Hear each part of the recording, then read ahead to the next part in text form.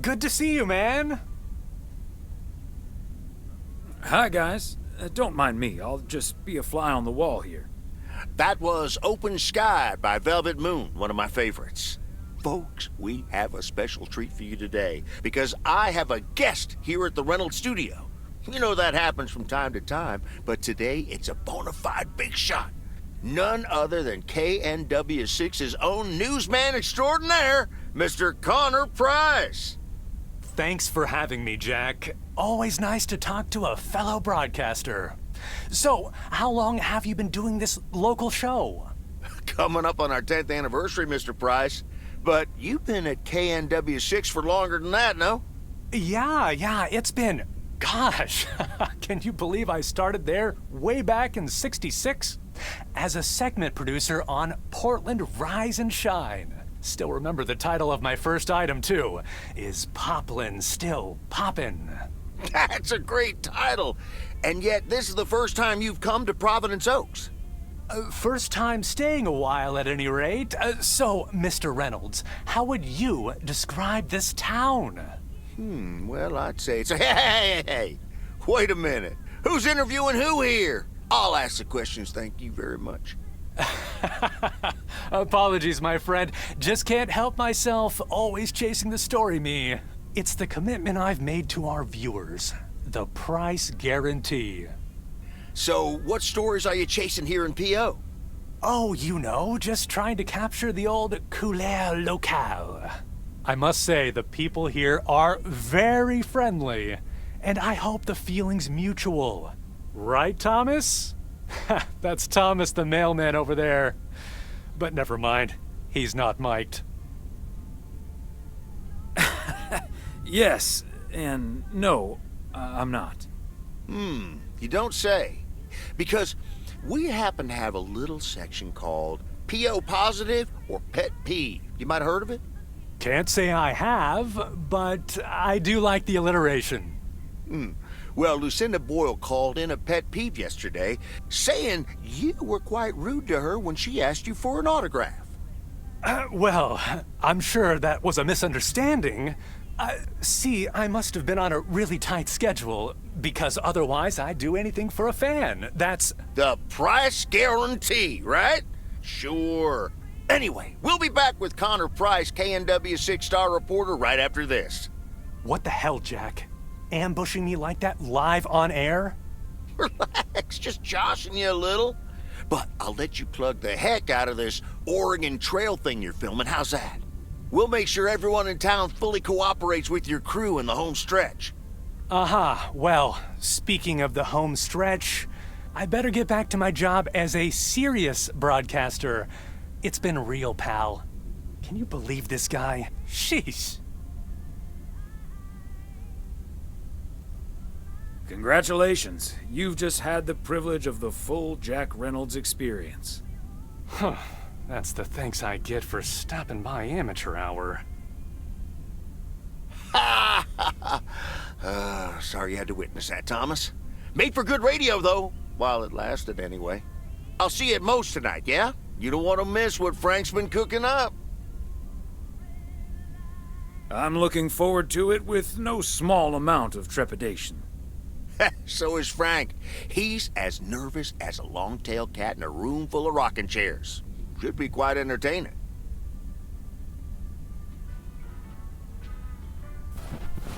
The night before the big day, and I could barely sleep. House was so quiet I could hear my heartbeat. And I heard a rumble. I wondered, oh, could this be the famous fat man coming down the chimney? Well, I cracked open my door to catch a glimpse of Saint Nick. Could hardly see a thing, the smoke was so thick. The driveway filled with flashing red and blue lights. Did Santa trade a sleighing for a fire truck tonight? Oh, it's a funny story. At least it is to me. But for others, especially my mother, a day that lives in infamy. Swear I'm not a liar. My daddy lit the Christmas tree on fire.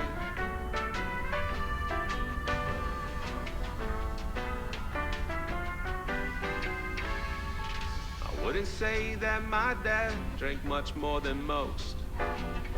This time of year, he tend to double his dose.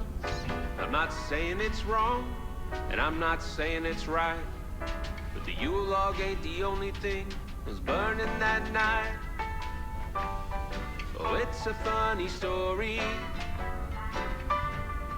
at least it is to me. But for others, especially my mother, the day that lives in infamy. Okay, let's get this to its destination. Tree on fire. I should have a new booking system ready in a few weeks. Now that I'm older and I've settled down, it's late December, there's no tree to be found. Plus it helps, married a Jew, and now she wants a Christmas tree. What am I to do? I told the P.O. Tuxedo Service. My tux! Thanks, Thomas. Just like you promised. Signed, sealed, delivered. That's the Weiss guarantee. Excellent. I should get going. See you at Moe's tonight? Absolutely. I'll be there, bright-eyed, bushy-tailed, and all suited up. Can't wait. See ya.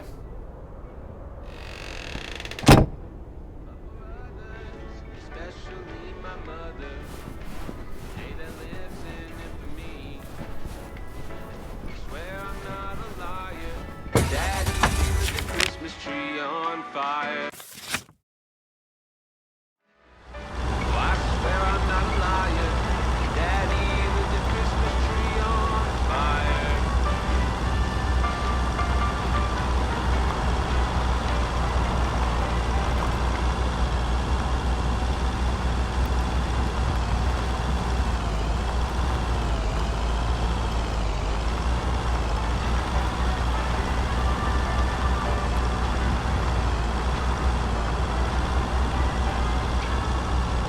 Night before the big day, I could barely sleep. House was so quiet I could hear my heartbeat. Then I heard a rumble. I wondered, oh, could this be famous fat man coming down the chimney? I cracked open my door to catch a glimpse of St. Hill. Hardly see a thing. Smoke was so thick. Driveway filled with flashing red and blue lights. Santa traitor slaying for a fire truck tonight. Oh, it's a funny story. At least it is to me. But for others, especially my mother, the day that lives in infamy. Swear I'm not a liar, but daddy lit the Christmas tree on fire.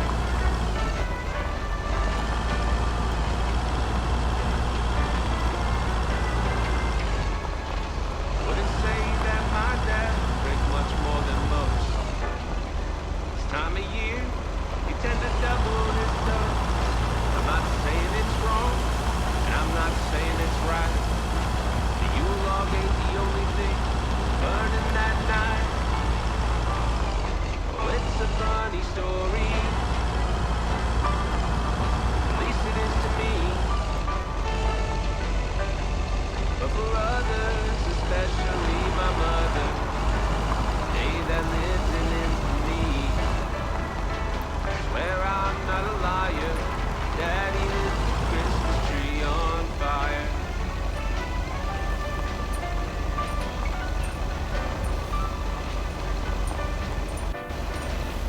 Now that I'm older,